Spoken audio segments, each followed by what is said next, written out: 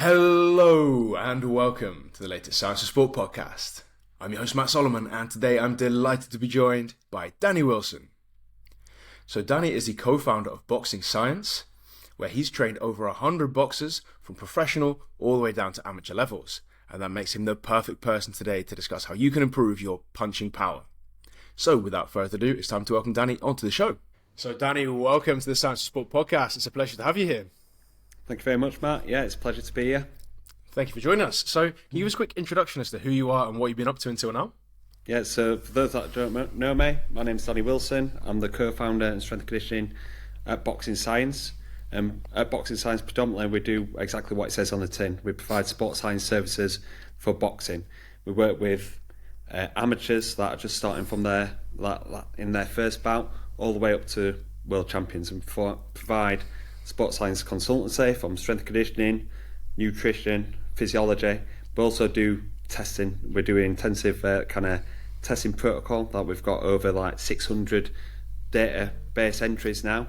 So we've got a very, very robust database to know exactly what it takes to improve physical performance in boxing, but also tell a boxer where their strengths are, where their areas for improvement are, and also how to improve it. And we do this for our sports science consultancy with amateurs and professionals that I just mentioned, but also we want to have an impact on the sport. So this research that we're actually doing, we're sharing that as much as we can.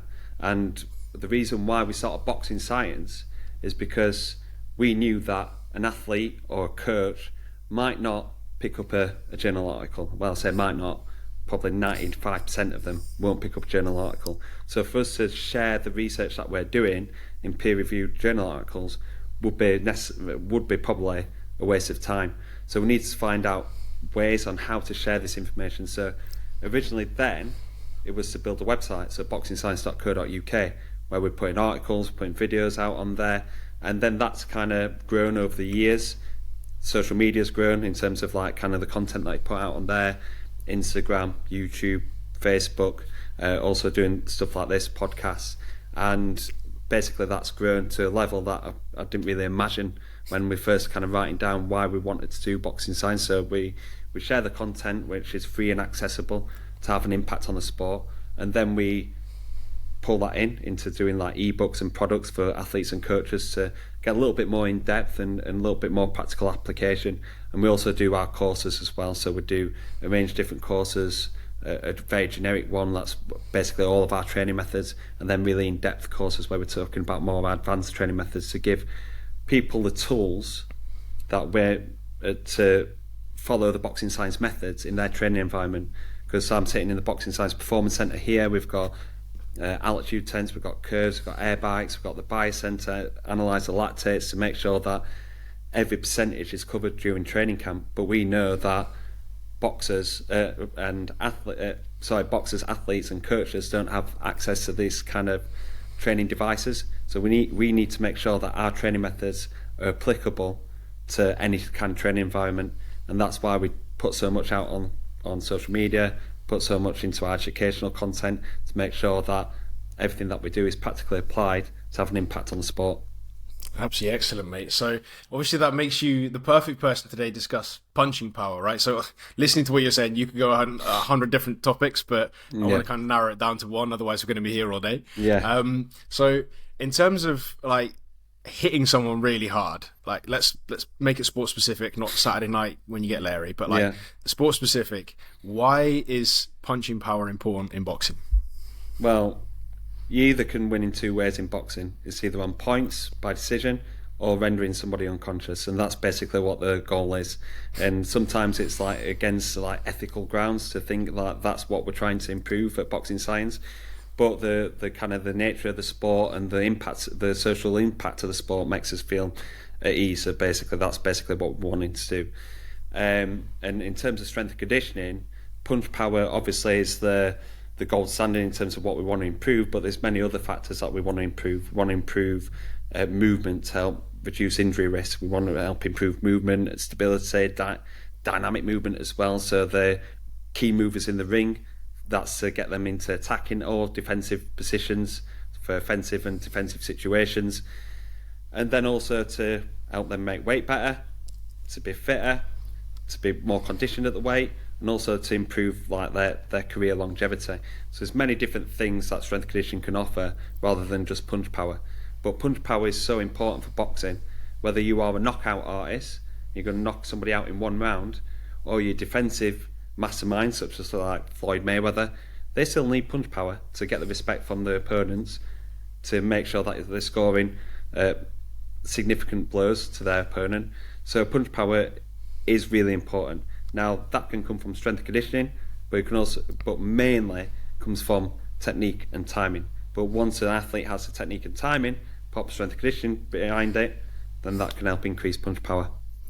So when we look at those kind of determinants, right, like what are the physiological determinants of punching someone really hard? So you're looking at someone in a ring and you're like, oh, okay, it looks really easy, right? I can't do that. Yeah. Like everyone likes to think they can do that, but obviously they can't. So what are the physiological underpinnings of punch power?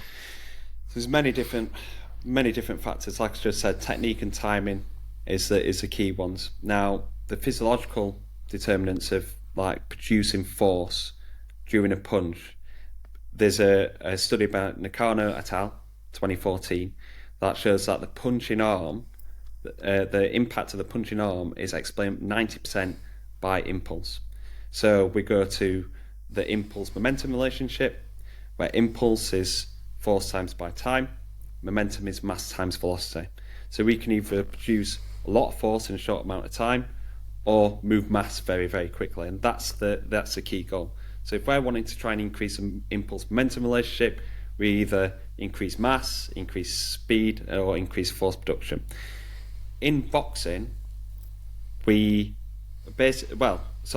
break this down to athletes is that you can be an elephant or a rocket. So a rocket is impulse, an elephant is a mass moving quickly and momentum.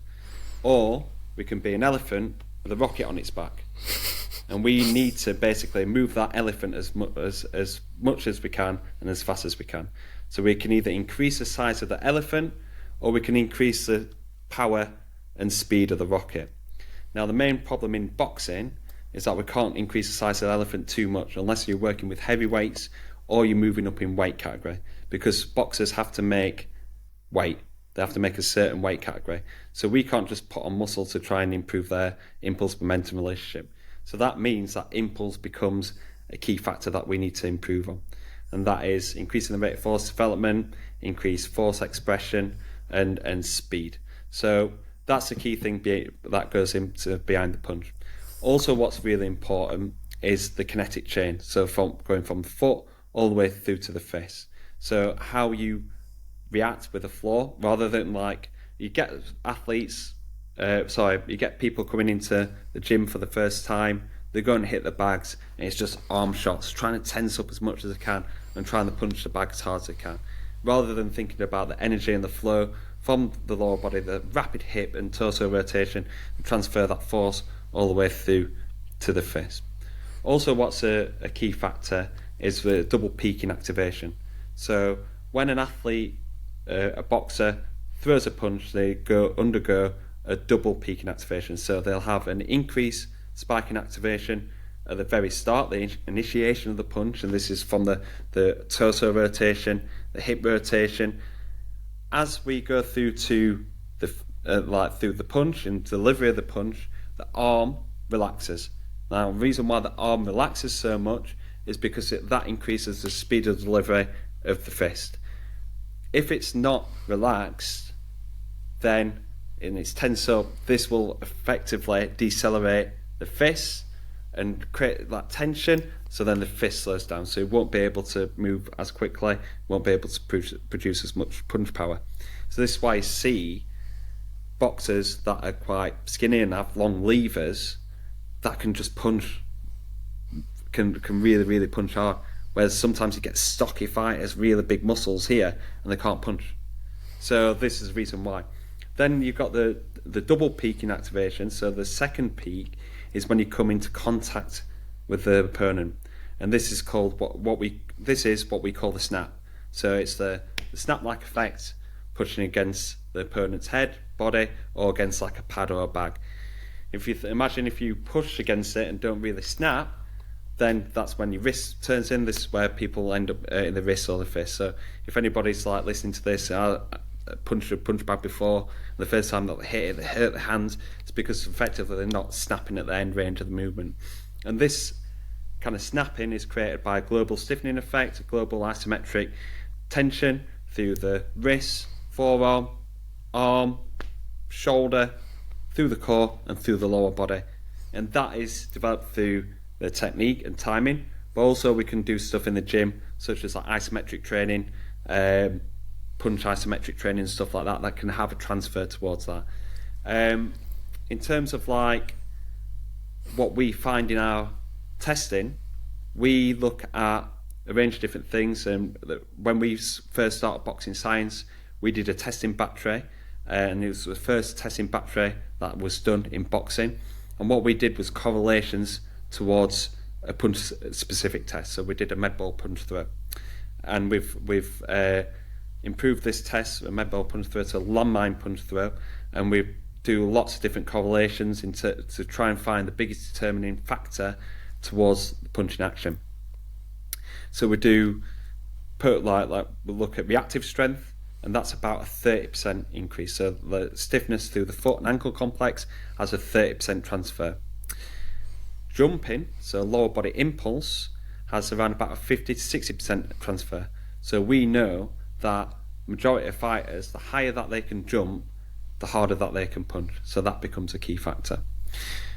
In our original study, we looked at lean muscle and lean muscle distribution.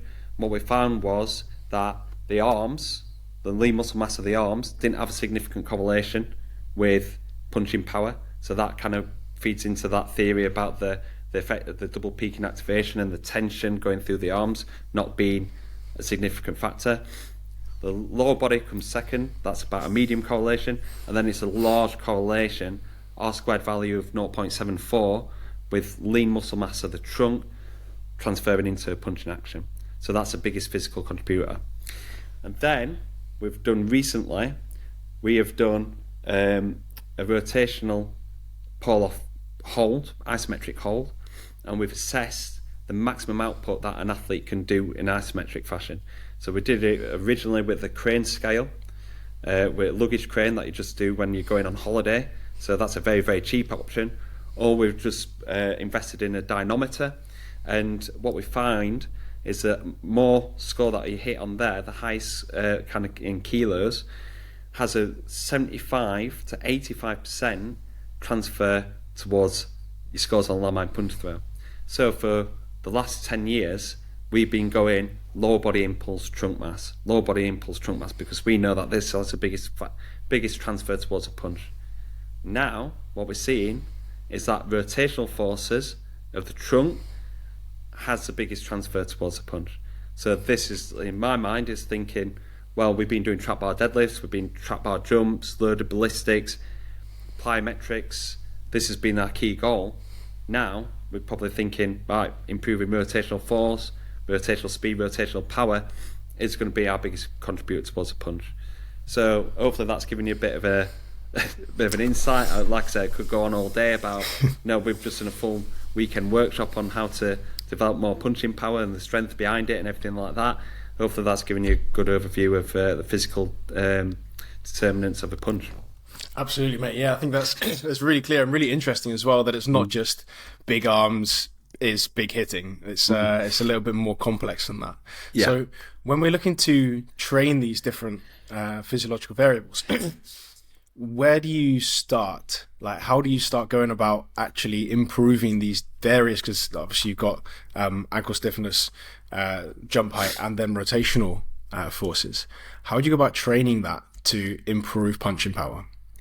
So I've placed a camera for those that are watching, and those that are only listening, I'll describe it, but I've got a nice little logo there, and it might be in reverse, so I will read it out. But our 4 key basic things is move better, get stronger, move faster, and punch harder. First of all, move better, because, well, like I say, the kinetic chain sequencing is so important, transferring force from foot all the way through to the fist. So this is force transmission. If an athlete can't move well and has movement limitations will limit the effectiveness of that kinetic chain sequencing. So we test boxers to look at their movement skills and capabilities, and we perform the overhead squat as a main thing. We do a single leg squat to stand. We don't put them through really intensive and extensive physio screening sessions. We can almost see what we need to see from an overhead squat. With the overhead squat, we did this test with 150 youth boxers. What we saw was 66% exhibited tight shoulders. We also saw that about 40% had tight hips. So the majority of boxers have got some sort of movement issue. So when we're thinking about force transmission, if we can increase the amount of force that an athlete produces but they can't move well, that's going to affect their ability to punch hard. So that's the first stage. So they've got movement limitations. We need to get them moving better. We need to improve their overhead range. We need to improve their hip range to make sure that they've got them foundations to get stronger. And then we look to get stronger, so increasing maximum strength. So we know that the rate of force development is a vital tool for increasing impulse and transferring towards a punch. However, we need to get strong to be able to do that. So we know that the stronger that you are, the more rate of force development that you can produce. With boxers, because they're unable to move as well and they have limited exposure to maximum strength, they actually can't express force when they're going up to high lows. So we move our athletes across you'll have heard it on the podcast before, the load velocity or force velocity curve, where you're working high forces and low velocities down to high velocities and low loads. Boxers are more down towards this end, high speeds but very low loads. That's either because they haven't done much strength conditioning before, and the exercises that they do in the gym are mostly body weight, mostly explosive, and when they do strength conditioning they want it to look like the sport, so they end up being more explosive and shying away from heavier weights. So when they come into this gym here, when we're like testing their strength, they more or less can't expose themselves to high strength values. So we need to basically increase their ability to express force towards that high force, low velocity to increase maximum strength to then transfer to gains in rate of force development. But this is done through a block by block process. We need to build up them foundations first before we're getting them on maximum heavy lifts. So that's get stronger. Once they get strong and they're able to hit some sort of strength standards, trap bar, pressing, pulling, squatting, stuff like that, they then move on to like kind of move faster. So that's being able to express force in a very short amount of time. So that's loaded jumps, that's plyometrics, that's rotational med ball throws and stuff like that. So we're building some good solid foundations and then being able to express force. And then we've got punch harder, which is our punch specific exercises. So stuff like med ball punch throw, landmine punch with bands, all the fancy stuff that get a lot of likes on social media, but basically putting that icing on top of the cake. Built some really good foundations in movement, in strength, and speed and force, and basically force expression. Icing on top of the cake, linking that all together in a punch specific action. And that's our basic approach to getting at somebody to punch harder. Absolutely fantastic. So when you bring this all together, right? Like, I'm interested to see what happens when you get someone into the gym or you start with that testing battery. Can you give us some kind of case study as to how you've gone about improving punch power before? Looking at, like, for example, they come into you and they're like, right, okay, I want to punch harder. What are you going to do with that person to bring them to that end stage? Yeah, so we do that testing battery. So we do count movement jump, RSI, we'll do landmine punch throw. We'll do that at 2 different loads, where we'll do a lighter load and a heavier load to see whether an athlete is faster but not strong, or strong but a little bit slower. We do load velocity profile on the trap bar. We'll do the rotational test, and basically we know what should link to each other. So, for example, if an athlete is able to jump high, they're excellent on the jump high, they should be hitting excellent on the punch. Because we know the higher that you can jump, the harder that you can punch. If that isn't the case, then we've got to look a little bit deeper, look a little bit more bespoke to them. So how are they moving? What's upper body strength like? What's the rotational strength like? More often than not, it's the rotational strength. Okay, and we do that in the same way with the rotational strength test, the strong rotational strength test, but not as strong on the punch. Then we'll have a look at the jump high, so you can see why it gets a little bit more bespoke to go like, right, this is what this athlete actually needs to work on. So I'm thinking about an example in my head, because there's hundreds that I've done over the years, but something that's kind of sprung to mind is an athlete that's fighting at the weekend, Terry Harper, a female athlete, female world champion, 2-weight world champion, and she has recently moved up 4 weight divisions, okay, which isn't really seen that much in boxing, more in women boxing than men's, and that's just due to the kind of talent pool and kind of the strength of women compared to men. And with her jumps and her rotational strength and everything like that, that all matched up, but something was lacking in her punches.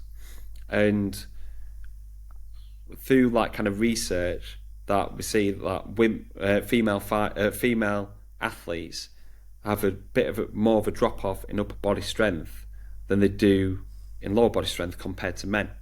So my goal with Terry was to improve upper body strength. So that became a key factor in her program to increase upper body strength. So it's almost gone reverse to what I've been saying before, where it's like lower body impulse, rotational strength, rotational power. With this athlete here, female athlete, we're looking at her data and thinking, right, where can we kind of increase this athlete's performance? And recently she's been really working on dumbbell press, rack press with bands, bench press throw. So working on not only the upper body strength, but upper body hand speed as well. And what we've seen in this camp is that she's improved from the previous camp by 15-20%, but from where she was 18 months ago, that's improved by 50%. So if you're going to give an athlete a magic pill, obviously a legal one, and you're going to improve their punch power by 50%, they will take it every time. They'll take it every time, as long as it's legal, obviously. But this is just down to analysing an athlete's profile, physical profile, putting in a basic program. It is basic because, like, even though it seems really advanced, it's pressing, it's pulling, it's throwing things, but doing it in a structured way, and an athlete being committed and dedicated to that and following the blueprint has helped improve them by 50%. And another thing that we have on the wall here is master things that take no talent. The athletes that come in this gym have abundance of talent. They're fantastic fighters. The way that they move, the dedication that they show is unbelievable. But the things that they're doing here take no talent. I can throw a landmine faster if I wanted to. I can increase my bench press if I wanted to. But I can't transfer that into, obviously, boxing. Athletes in here can just do all this to try and make themselves 10, 20, in Terry's case, 50% better, just through following a structured program and being dedicated to it. I think that's a really interesting point, that you can make so much improvement by effectively just doing good strength and conditioning. Yeah. But when it comes to doing that simple program that you just mentioned, could you walk us through what a program like that might look like in terms of exercises, sets and reps? Yeah, so it's hard to kind of pinpoint exactly what we do for each athlete because everybody's bespoke. They all have individual profiles. Thing is, with boxing, they all come in so many different shapes and sizes, ethnicities, social backgrounds, everything. Everything's different. Lever length, they're all different. So I can't just give one program to one athlete and that worked for everything. So this is the reason why I pride ourselves in being so bespoke in our approach. But to simplify things, we just work on the 6 pillars of strength and conditioning for us, which is a squat, hinge, push and pull, and we split that up into horizontal and vertical, push and pull, single leg exercise, and then we do our core training, which is anti-extension, anti-rotation, anti-lateral flexion, and hip flexion with neutral spine. And just to give you a bit of an insight to how we distribute that over a week, we do 2 sessions, we do 2-day split. Sometimes we'll do 3, depends on the athlete, whether they're maybe injured and they don't, and there's a bit of an opportunity there to work on strength training. If they're a heavyweight fighter, I'll probably do 3 sessions, but most boxers do 2 sessions a week. We'll do hinge on the first day, squat on the second. Now the reason why we'll do the hinge action, which is a trap bar deadlift, Romanian deadlift, sumo deadlift, maybe a clean pull on explosive days, kettlebell swing, banded kettlebell swing. The reason why we do that on that day is because they're going to be stronger doing this from a concentric action, because we know that they're quite weak in the eccentric action, and also they might get quite sore from that.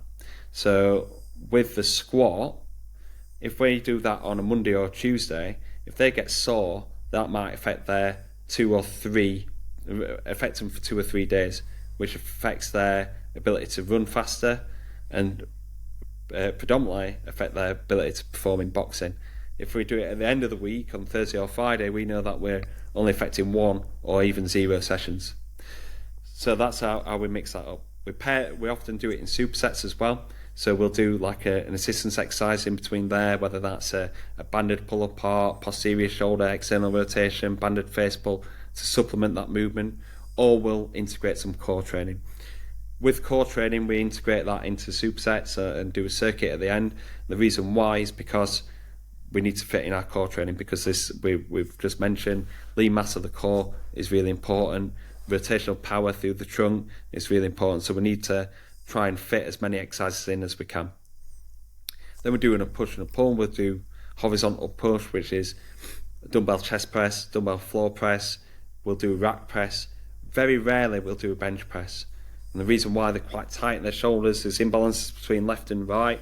And also when they get to them deeper ranges, they might get an internal rotation of the humeral head, put a lot of pressure through this anterior shoulder capsule, and then they get a lot of pain and pressure through there anyway, through the boxing. So we want to try and limit this in the S&C gym. Where they're pulling, dumbbell prone rotate, single arm prone rotate. With this, I'll probably go like a 1 to 1.5 or maybe even 1 to 2 ratio here, because we know that boxers perform thousands of punches in a single session. So that's about 10,000 punches across a week. It's very anterior dominant. So we want to try and create a bit of a balance in our programs. Mostly it ends up being like a 1 to 3 or even above ratio when we put in posterior shoulder work into there as well. Then we do vertical push and a pull. Most pulling exercises are like pull-ups or cable pull-downs. The vertical press is something that we really need to focus on. The vertical press, a lot of boxers, like just mentioned, 66% of junior boxers, limited overhead range. So we can't do your traditional military press, dumbbell push press, overhead split jerks and stuff like that. We can't do that because they're limited in that overhead range. It limits the amount of weight that they can lift overhead, but also they'll start compensating using the lower back. So we perform a lot of our exercises like dumbbell base, so we'll do a kneeling shoulder press with the dumbbells, or we'll do landmine. With a landmine, we can get that shoulder recruitment, anterior and posterior, without going overhead. So a lot of our shoulder work is done on landmines. Then single leg, we'll do some reverse lunges, split squat, dumbbell step-ups, and then lateral lunges. We'll do some single leg hip thrusts as well for those athletes that can do it. And then we perform a core circuit at the end, again, going through them 4 fundamentals of core training. In terms of sets and reps, it depends on the athlete. So they'll go at the start anywhere between 8 and 12 repetitions to build up them foundations. Even though we want to avoid muscular hypertrophy, even though we want to avoid muscular hypertrophy, it's not done under a lot of load. We're not doing so many reps within a session. They're in an negative energy balance, so they're very unlikely to increase muscular hypertrophy. And also they've got a lot of different training loads like running and boxing and everything like that, so there's a lot of conflicting things there. So 8 to 12 repetitions, strength foundations, moving on to about 5 or 8 repetitions, and then moving on to like 3 to 5 reps on your maximum strength or your powerful movements. One thing I didn't mention is squats. We'll start off with a goblet squat, move on to landmine, and then for the back squat can be quite problematic. So more often than not, I'll either do squat from the pins for maximum strength or do box squats as well. Added to this, we do a lot of band work to increase accommodating resistance. So something that we didn't mention before is that acceleration is so important during the lift, as this transfers towards punch, increases rate of force development, but also we want tension at the end range of the movement, because most of the action, if you throw a straight arm shots, the tension is created right at the end range of the movement. So if we're doing a bench press, dumbbell press, most of our force is coming from this part here, and then you're using that momentum to push it all the way out to the end. We're wanting to increase the force at the end ranges to then transfer into when you land against an opponent or a bag or a pad, we're still maximising that rate of force development all the way through to the target. So we use a lot of bands, whether that's on the trap bar, on the squat, on the shoulder press, on the dumbbell chest press. We use a lot of accommodative resistance, not only for strength, speed and explosiveness, but also towards maximum strength as well. Absolutely excellent. I think that's a really nice way to go through all of those different parts as well. Yeah. To mention that it's not just a one-size-fits-all policy of like 8 to 12 repetitions forever for every athlete. Yeah. So I think that's a really nice breakdown. Where can people find a little bit more information about you and what you're up to? Yeah, so the main thing that we go on is Instagram. So my Instagram handle is Wilson_BoxingScience. I've also got another Instagram at BoxingScience. We share loads of information on there in terms of like athlete updates of people that we're working with in the gym, case studies, breakdowns of our YouTube videos. So that brings on nicely to YouTube. So Boxing Science on YouTube. And then our website is boxingscience.co.uk. We've got a range of different articles. We've got a membership, which is like the Netflix for boxing, where you've got like a range of different workshops and workouts and exercise techniques. Got 350 exercise library on there. And then we've got our Train Like Champion series as well, where you can find out a lot more about the in-depth details of our strength training, but not only that, our movement training, our nutrition, and also how we approach conditioning as well. Absolutely excellent. So Danny, massive thanks for your time and effort today. It's been a pleasure talking, and I look forward to speaking again soon. Thanks, Matt. Much appreciated. And that's it. Once again, a massive thanks to Danny for all of his hard work on today's podcast. I really appreciate it, and I'm sure you do at home too. Before you leave, I want to point you in the direction of the Science of Sport Coach Academy. And the Coach Academy is an overflowing library of sports science courses which are broken down into bite-sized chunks. And that means you can fit it in and around your busy coaching schedule. In addition to that, every time you complete a course, you'll get a certificate of completion, which means you can prove your ongoing education.